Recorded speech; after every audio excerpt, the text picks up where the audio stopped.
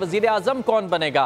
अरकान असम्बली आज वोट के जरिए अपना फैसला सुनाएंगे। इत्तेहादी जमातों के उम्मीदवार शहबाज शरीफ और सुन्नी इत्तेहाद कौंसिल के उमर अयूब आमने सामने होंगे। दोनों उम्मीदवारों के कागजात नामजदगी जमा करा दिए गए। शहबाज शरीफ को 200 से ज्यादा और उमर अयूब को 90 से ज्यादा वोट मिलने का इम्कान है।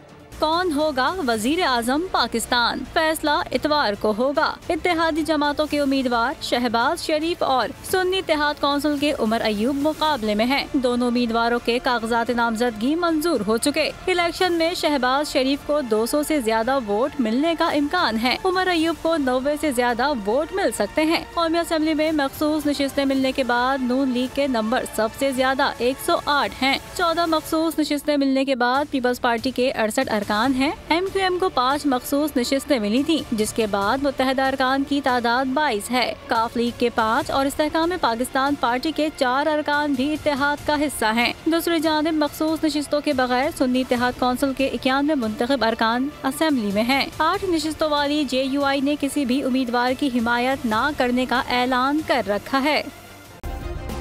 सब्सक्राइब करें और बेल दबाएं ताकि कोई खबर रह न जाए।